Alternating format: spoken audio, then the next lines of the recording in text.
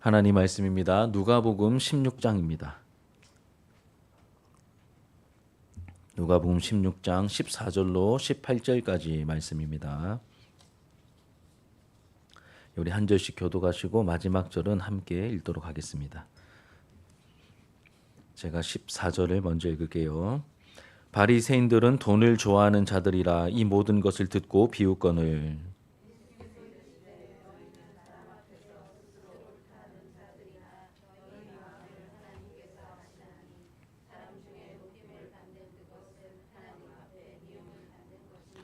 율법과 선지자는 요한의 때까지요 그 후부터는 하나님 나라의 복음이 전파되어 사람마다 그리로 침입하느니라.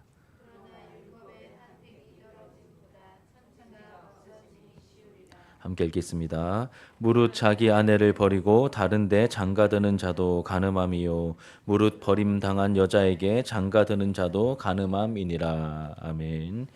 예, 함께 읽은 이 본문의 말씀으로 바리새인의 비웃음이라는 제목으로 하나님의 말씀을 함께 나누도록 하겠습니다. 지난주에는 우리 불의한 청지기 비유에 대해서 하나님의 말씀을 함께 나누었습니다. 이 비유의 핵심은 우리가 이제 청지기라는 사실이죠. 그리고 하나님께서 이 청지기 된 우리들에게 요구하시는 것은 무엇보다 물질에 대한 충성임을 함께 말씀을 살펴보았습니다. 우리는 하나님과 재물을 겸하여 함께 섬길 수 없습니다. 우리 13절 말씀 같이 한번 읽겠습니다. 13절 시작. 집 하인이 두 주인을 섬길 수 없나니 혹 이를 미워하고 저를 사랑하거나 혹 이를 중히 여기고 저를 경히 여길 것임이니라. 너희는 하나님과 재물을 겸하여 섬길 수 없느니라. 아멘. 이 비유의 이렇게 결론이고 주제라고 할 수 있겠습니다. 여러분 이 설교를 여러분 지난주에 우리가 함께 들었는데 물론 우리 이제 고선영 성도님 이제 부친상 때문에 조금 경황이 없긴 했지만 그래도 말씀은 다 나누고 갔거든요. 이 설교를 들을 때 어떤 마음이 좀 드셨습니까? 돈에 대한 이야기를 제가 하니까 목사님은 교회 안에만 있으니까 이제 세상 물정을 잘 모르시는구나. 뭐 실제로 그러하기도 하고요. 그리고 돈에 자유로울 수 있는 사람은 아무도 없지. 나를 포함해서 아무도 없지. 목사님 설교는 너무 이상적이고 현실적이지 않아라면서 혹시 좀 부정적인 마음이나 좀 무시하는 마음이 들지는 않으셨습니까? 여러분은 어떻게 반응했는지 잘 모르겠지만 이 이야기를 듣고 있던 바리새인들은 14절처럼 반응했습니다. 같이 한번 읽어볼게요. 시작. 바리새인들은 돈을 좋아하는 자들이라 이 모든 것을 듣고 비웃거늘. 여러분들은 지난주 설교 말씀을 듣고 뭐 회개하기도 하시고 나름의 깨달음을 얻으셨을 텐데 이 당시에 바리새인들은 이 예수님의 설교를 불의한 청지기에 대한 예수님의 설교를 듣고 어떻게 반응하냐면 돈을 좋아하는 사람들이었기 때문에 비웃었다라고 말합니다. 비웃었다. 그들은 돈을 좋아했기 때문에 비웃었습니다. 이 사람들은 돈의 위력을 아는 사람들이었고 돈의 달콤함을 맛본 사람들이었기 때문입니다. 예나 지금이나 이 돈의 힘, 돈의 위력은 뭐 어마어마하죠. 뭐 대단합니다. 그러니 돈의 유혹을 우리가 조심해야 하는 것이죠. 이런 바리새인들의 반응에 대해서 예수님께서 이제 한 말씀하십니다. 이들이 지금 비웃고 있잖아요. 그렇죠? 가만히 계시면 안 될 거 아닙니까? 그래서 예수님께서 이제 한 말씀하십니다. 그 내용이 15절부터 18절까지 말씀입니다. 여기서 우리가 예수님의 말씀 속에서 발견하게 되는 몇 가지 중요한 내용이 있는데 제가 전체적으로 이 세 가지로 내용을 정리해 보았습니다. 첫 번째는 이제 15절에 나오는데 하나님은 우리의 중심을 다 아신다고 말씀하십니다. 하나님은 우리의 중심을 다 아신다라고 말씀하시죠. 너무 메시지가 분명하기 때문에 15절 말씀을 한번 쭉 읽어보겠습니다. 시작. 예수께서 이르시되 너희는 사람 앞에서 스스로 옳다 하는 자들이나 너희 마음을 하나님께서 아시나니 사람 중에 높임을 받는 그것은 하나님 앞에 미움을 받는 것이니라. 아멘. 예. 우리가 아무리 사람들 앞에서 아닌 척하고 거룩한 척해도 하나님은 우리의 속을 다 꿰뚫어 보고 계신다라고 말씀하십니다. 돈에 대해서 여러분 별로 관심 없는 척하고 생각하고 있지만 남들만큼 돈을 원하는 시커먼 저의 속내를, 우리의 속내를 하나님께서 다 알고 계신다고 하십니다. 사람들 앞에서 경건한 척 보이기 위해 예배 시간, 우리 예배 시간에 모였죠. 이 단정한 모습으로 이렇게 꾸미고 예배 드린다고 해도 하나님께서는 지금 우리의 중심에 무엇이 있는지 다 보고 계신다라고 말씀하십니다. 특별히 우리가 하나님보다, 눈에 보이지 않는 하나님보다 내 주변에 있는 이 사람들의 칭찬과 인정에 더 헐떡거리고 있다는 사실도 하나님께서 우리의 중심을 보고 계십니다. 우리의 마음속 깊은 곳에 꿈틀거리고 있는 이 욕망을 우리는 애써 감추려고 하지만 하나님께서는 그것보다 더 깊은 곳에 있는 더러운 동기와 죄악된 어떤 본성들, 그 죄성의 깊은 흔적들까지도 다 보고 계십니다. 그래서 하나님 앞에 서기가 참 부담스럽고 두렵죠. 하나님 앞에 선 사람들마다 다 두려워 떨었던 것입니다. 나름 괜찮은 줄 알았는데 막 화로 다 나여 망하게 되었도다, 이렇게 고백할 수밖에 없었던 것이죠. 하나님께서 불꽃 같은 눈으로 우리를 보시면 우리의 이 속이 다 드러나게 되어 있습니다. 기억하시길 바랍니다. 하나님은 우리의 중심을, 동기를 다 아십니다. 하나님을 속일 수 없습니다. 아니요, 또 속지 않으십니다. 그런데 여러분, 반대의 경우도 한번 생각해 보시죠. 반대의 경우도 있습니다. 내가 만약에 하나님 앞에서 바른 마음과 동기를 가지고 하루하루를 몸부림치며 살아가는 것을 사람들은 모를 수 있습니다. 표가 안 나니까.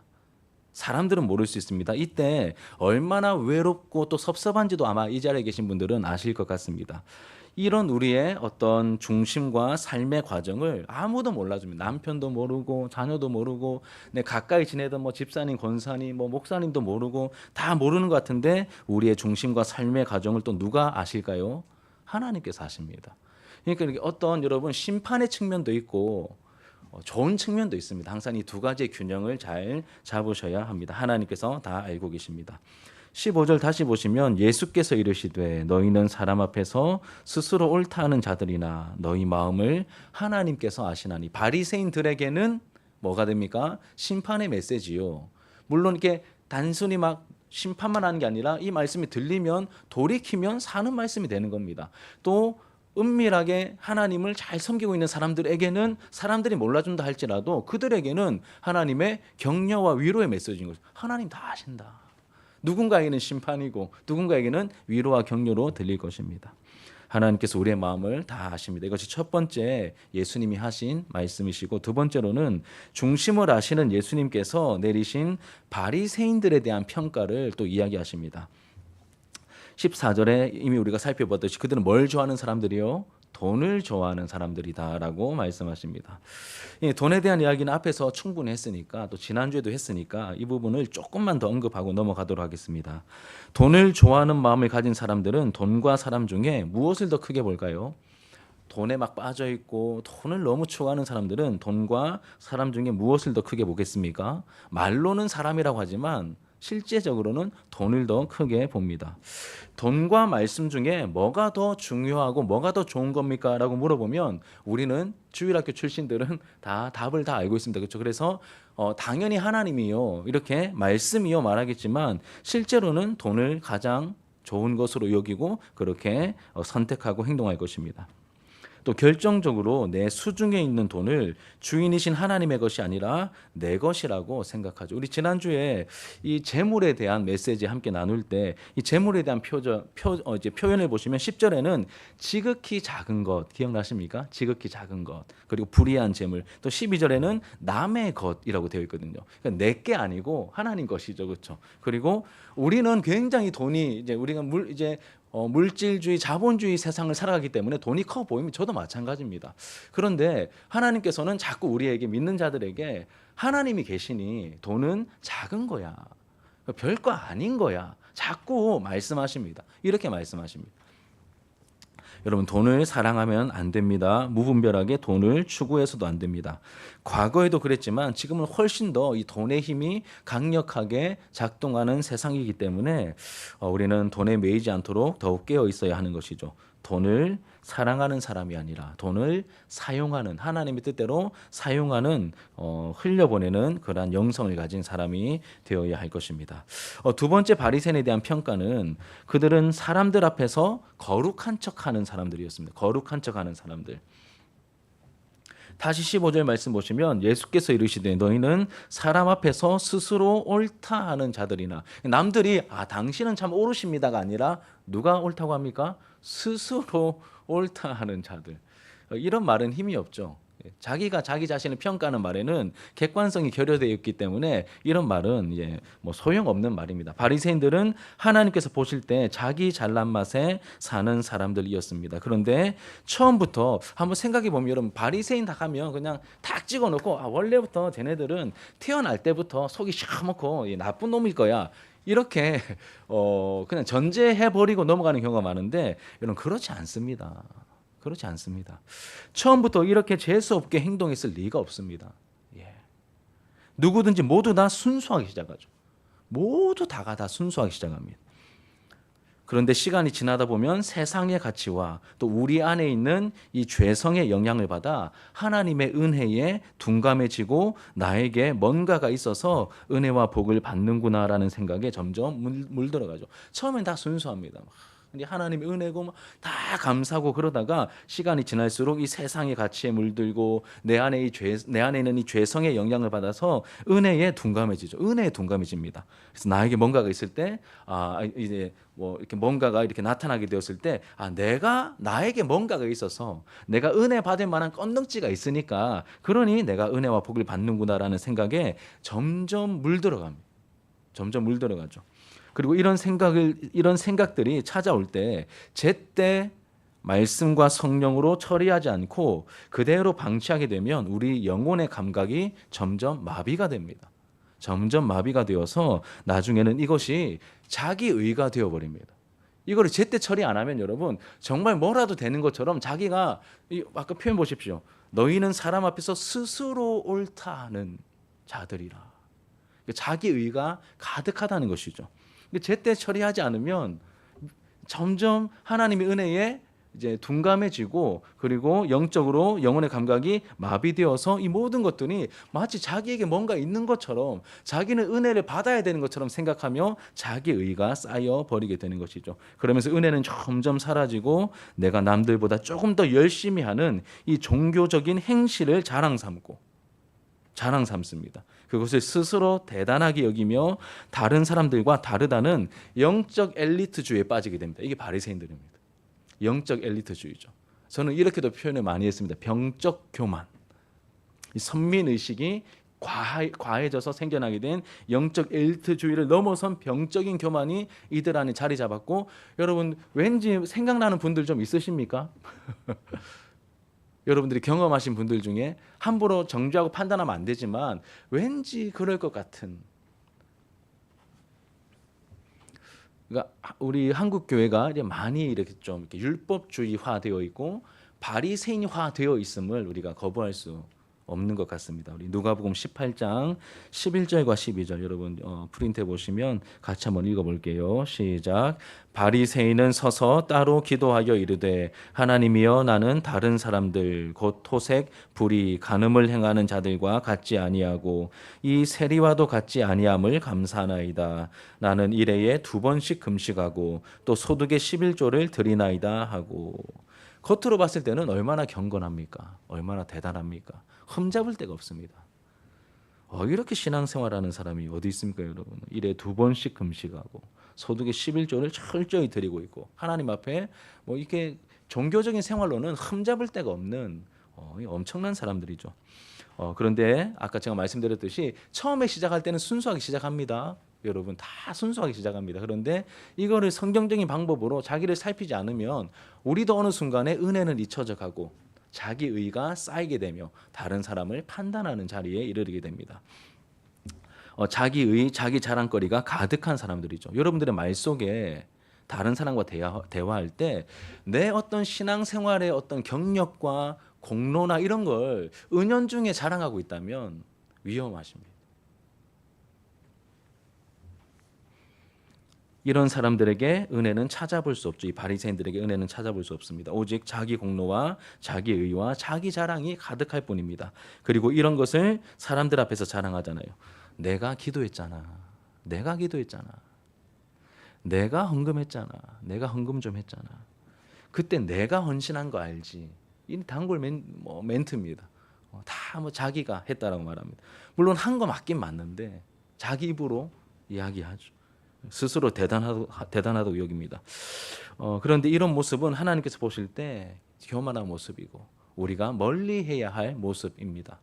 해놓고도 오른손이 한 일을 왼손이 모르게 하라는 것이 예수님의 가르침인데 그 길을 그분의 제자가 되어 따라 살아가는 우리가 너무 공공연하게 사람의 행적을 공동체적으로 막 알리기도 하고 하는 이런 모습은 여러분 바람직하지 못합니다.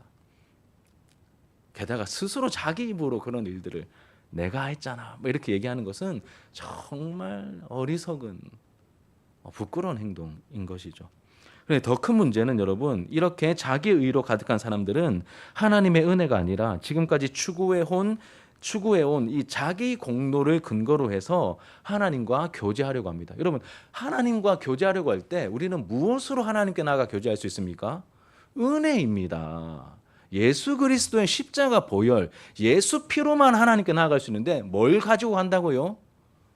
자기 공로를 가지고 자기 의를 가지고 자기 직분을 가지고 자기가 쌓아 올린 자기 의를 가지고 하나님과 교제하려고 하는 이 엄청난 어리석음을 범합니다. 그건 누가 보였습니까? 바리새인들이잖아요. 자기들이 자기 의가 어마어마하다라고 생각했으니까 예수도 못 알아보고 예수도 거부하면서 나는 내 의로 하나님과 교제할 거야. 난 내 의로 구원받을 수 있어. 이렇게 가는 것이죠. 큰일 날 행동이죠, 여러분. 자기 의가 영적인 눈을 완전히 가려버려서 자기 자신이 은혜가 필요한 심각한 죄인이라는 사실을 망각해 버리게 만듭니다. 하지만 하나님께서는 우리에게 뭐라고 말씀하셨습니까? 로마서 3장에 보시면 의인은 없나니 한 사람도 없다. 아무도 하나님의 영광에 이르지 못하는 죄인들이다라고 말씀하셨습니다. 하나님 보실 때는 모두가 다 은혜가 필요한 죄인들 밖에 없는 것이죠. 예수님은 의인을 위해서 오신 게 아니라 누구를 위해 오셨습니까? 죄인을 위해 오셨습니다. 여러분 의인이십니까? 죄인이십니까? 죄인이시죠. 저는 이 말씀을 깨닫고 야 예수님 나를 위해 오셨다. 내가 죄인이니 예수님은 죄인을 위해 오신 거 맞는데 예수님은 확실히 나를 위해 오셨구나. 너무 확실하게 내가 너무 확실히 죄인이거든요.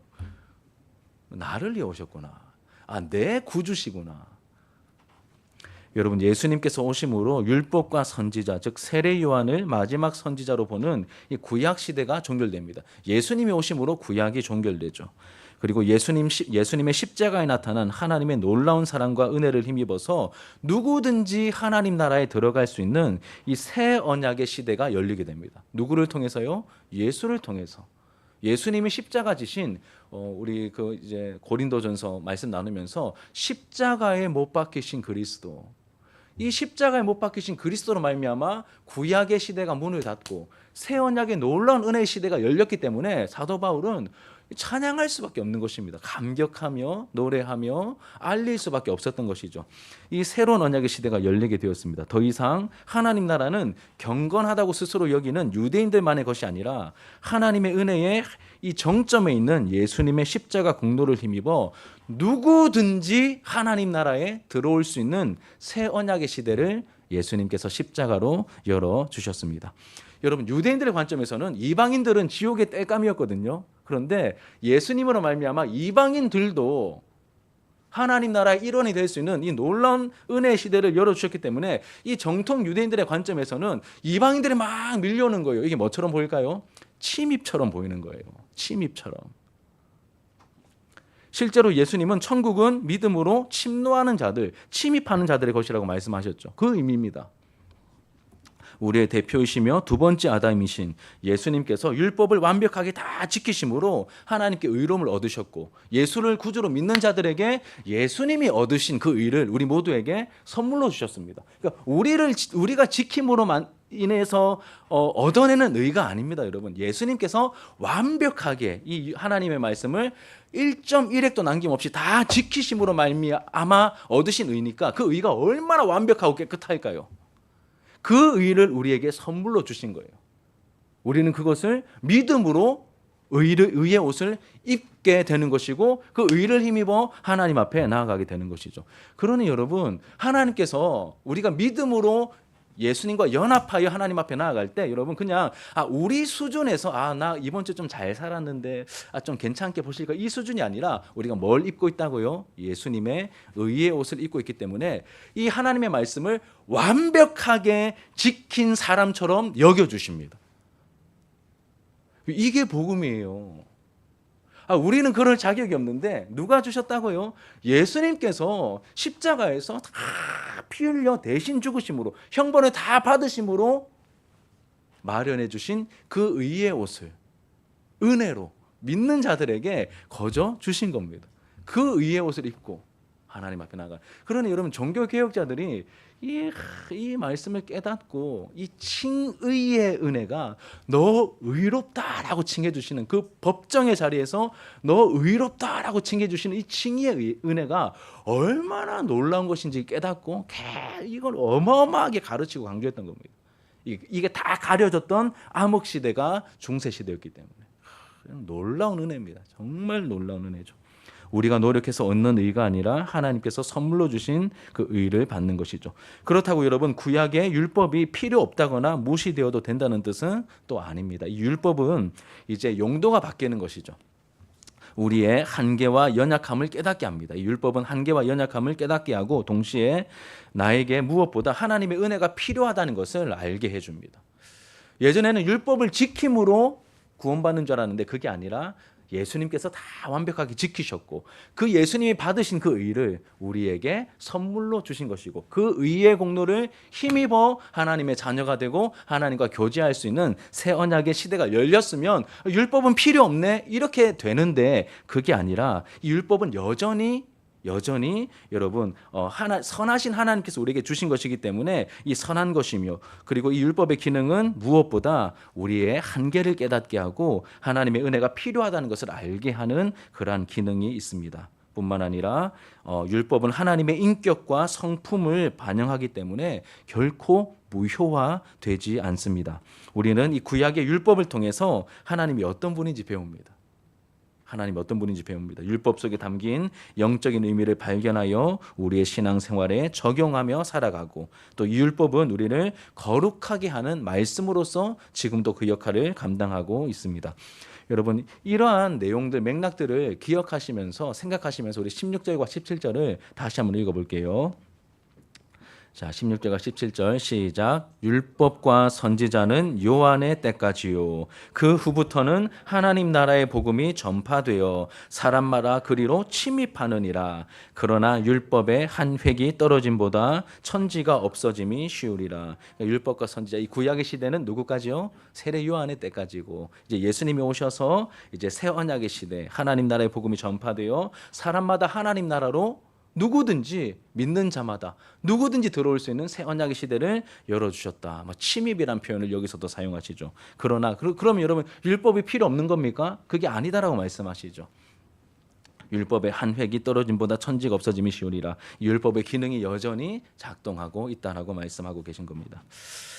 우리 이제 지금까지 이제 중심을 하시는 예수님께서 내리신 이 바리새인에 대한 평가에 대한 내용을 함께 살펴보았습니다. 그들은 어떤 사람들이었습니까? 돈을 좋아하는 사람들, 그리고 사람들 앞에서 의로운 척, 거룩한 척하는 사람들. 그 맥락 속에서 이제 이 복음에 대한 내용을 제가 한 번 더 말씀을 드렸습니다. 마지막으로 이 바리새인들 이 말씀 속에 나오는 예수님의 말씀 속에 나오는 이 내용들 중에 마지막 세 번째 내용은 이 돈에 대한 욕심이 성적인 타락으로 이어질 수 있다고 경고하십니다. 성적인 타락으로 이어질 수 있음을 경고하십니다.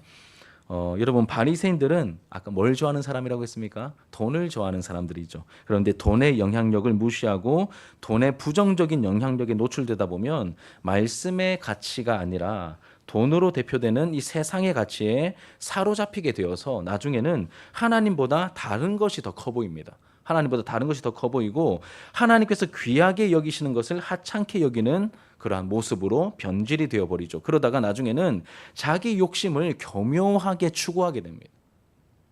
이 돈 욕심이 그냥 돈을 추구하는 욕심으로만 그치는 게 아니라 하나님과의 관계에 영향을 미치고 그리고 실제적인 우리의 삶에도 우리의 영성에도 다른 부정적인 영향력을 계속 미친다는 이제 그런 뜻입니다. 예수님은 바리새인들이 돈을 좋아하는 사람들이라고 말했습니다. 그리고 돈의 유혹에 노출된 사람이 거의 대부분 빠지게 되는 죄가 있습니다. 바로 성적인 타락이죠. 탐욕에 노출된 사람들은 다른 죄들도 짓게 되는데 대표적인 것이 바로 성적 타락의 죄입니다. 여러분, 돈을 좋아했던 바리새인들 아마 돈을 많이 모았겠죠. 돈을 추구했으니까. 안 모았겠습니까?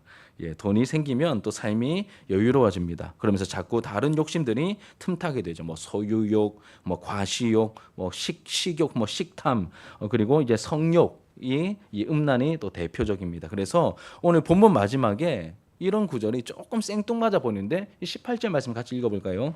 18절입니다. 시작. 무릇 자기 아내를 버리고 다른 데 장가드는 자도 간음함이요 무릇 버림당한 여자에게 장가드는 자도 간음함이니라. 저는 처음에 그냥 이렇게 그냥 읽을 때는 왜 좀 생뚱맞다 이렇게 싶었거든요. 갑자기 돈 얘기하시다가 무릇 자기 아내를 버리고 다른 데 장가드는 자도 간음함이요 무릇 버림당한 여자에게 장가드는 간음은 갑자기 왜 간음을 얘기하실까? 이 성적인 죄를 얘기하실까? 흐름이 있다는 겁니다. 이 돈 욕심이 성적인 타락으로 연결됨을 우리에게 보여주시는 것이죠.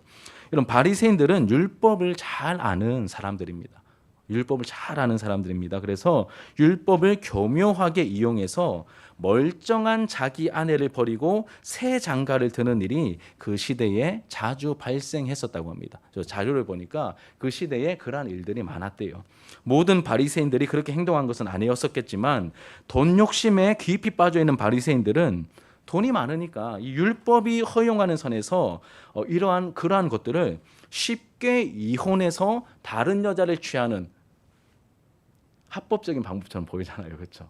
이렇게 그 시대에 이용할 수 있는 그 방법을 이용해서 교묘하게 이 성적인 쾌락을 즐겼던 것 같습니다. 예수님 시대에는 쉽게 이혼하는 관행들이 있었습니다.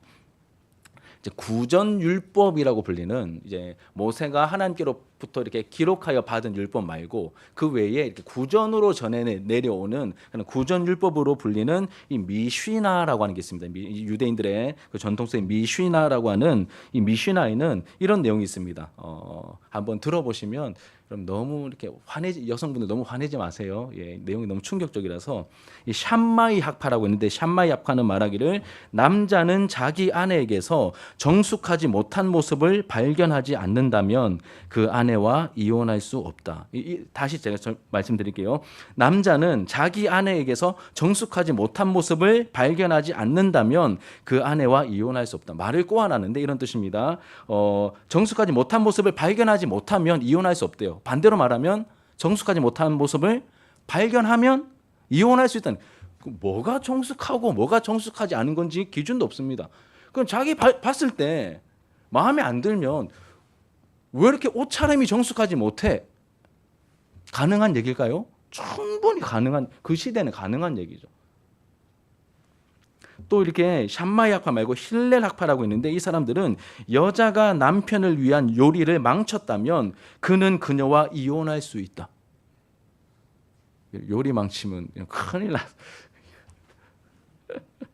제가 화내지 말라고 미리 부탁을 그렇게 그냥 헛웃음으로 넘어가 주시면 좋겠습니다. 예, 너무 어이가 없으니까. 또 랍비 아키바라고 하는 유명한 랍비는 그 남자가 그녀보다 더 멋진 사람을 발견했다면 그녀와 이혼할 수 있다.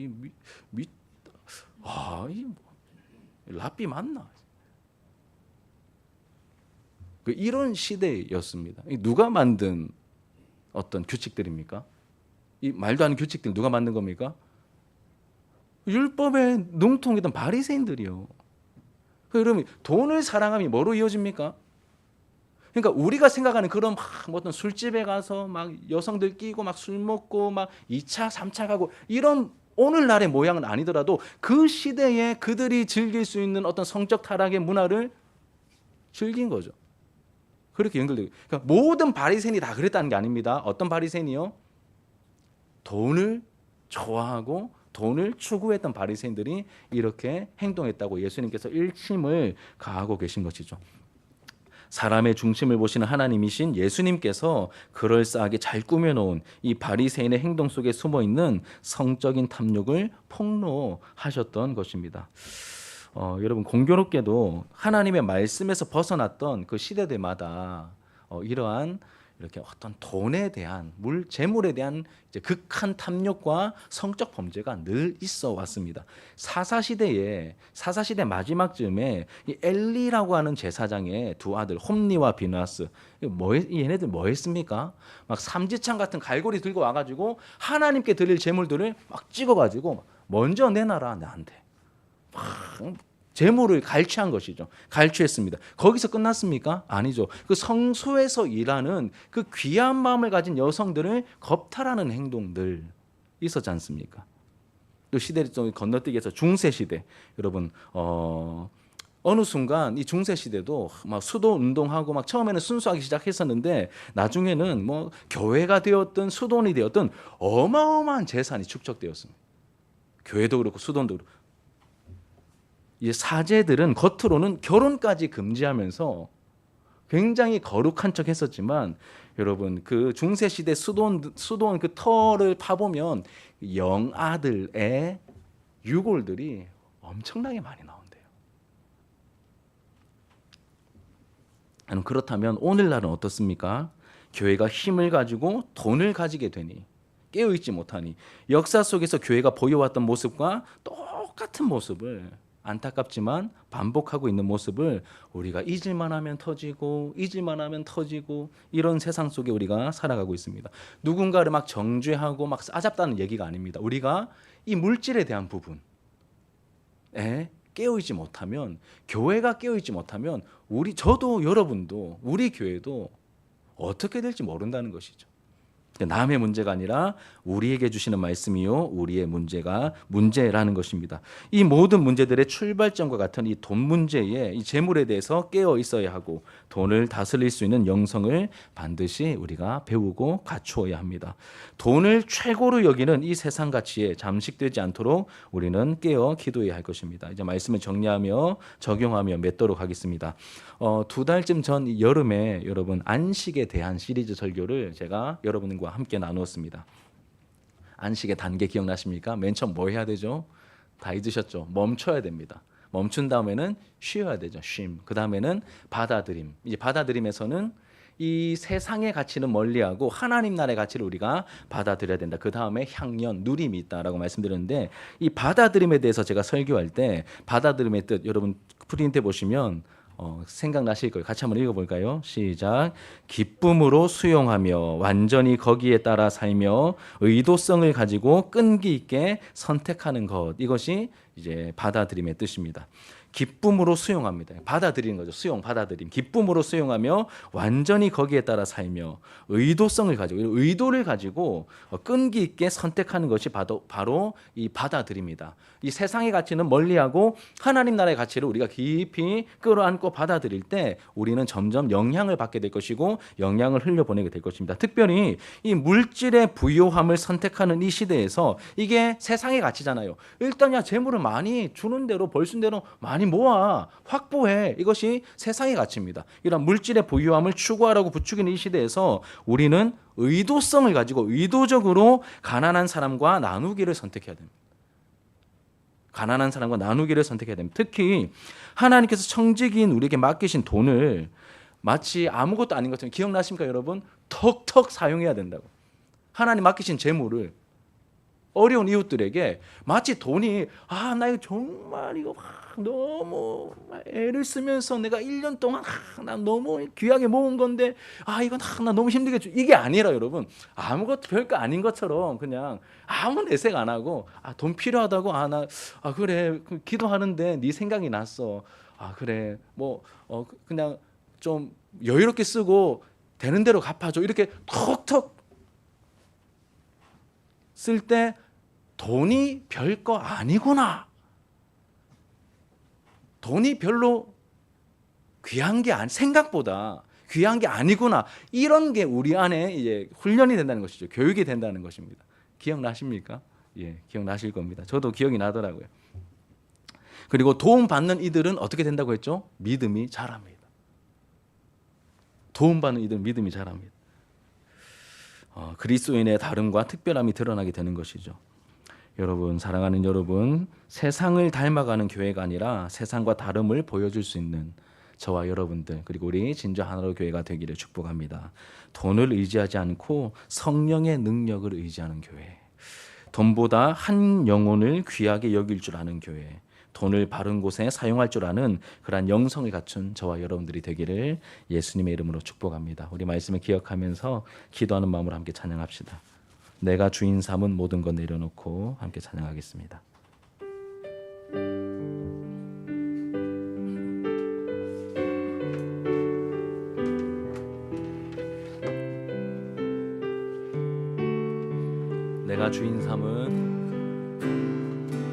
내가 주인 삼은 모든 것 내려놓고 내 주 되신 주 앞에 나가 내가 사랑했던 모든 것 내려놓고 주님만 사랑해.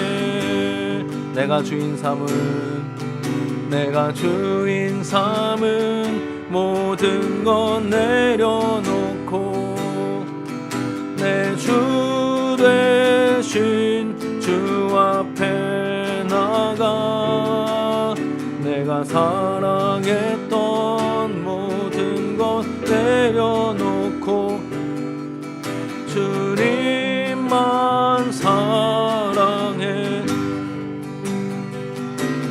주 사랑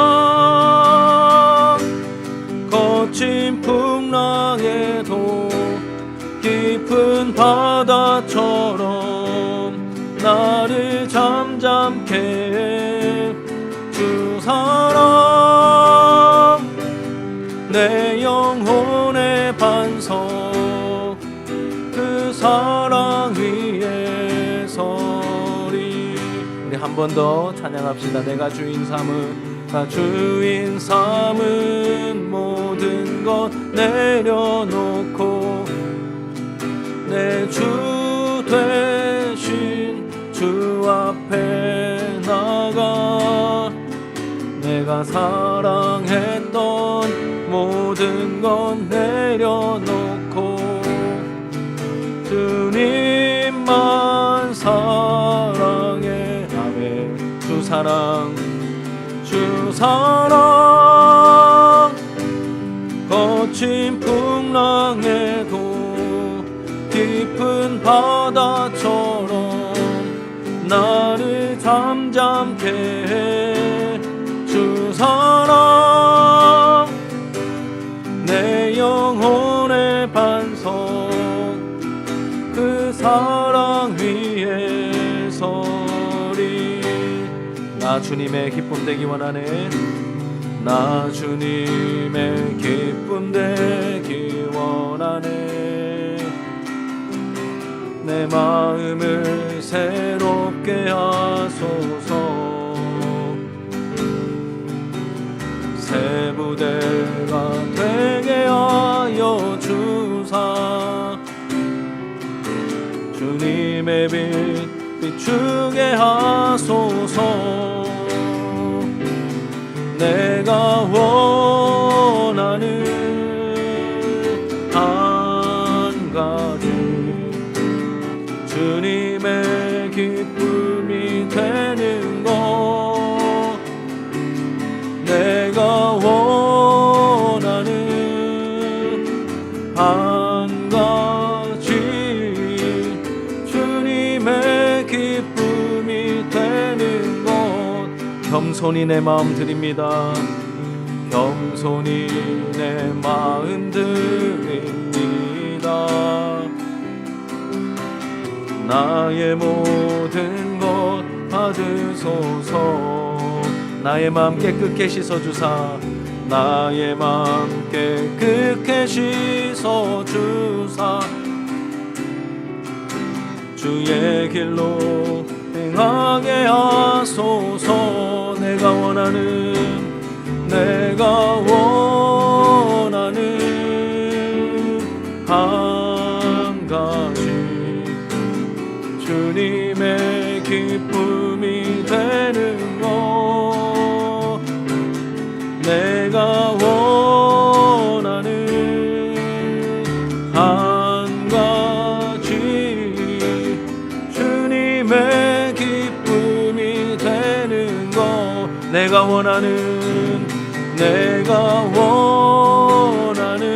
한 가지 주님의 기쁨이 되길 원합니다. 주님의 기쁨이 되는 것 주님 내가 원하는 한 가지 주님의 기쁨이 되는 것 주님의 기쁨이 되는 것 주님의 기쁨이 되는 한 번 더요. 주님의 기쁨이 되는 것 주님의 기쁨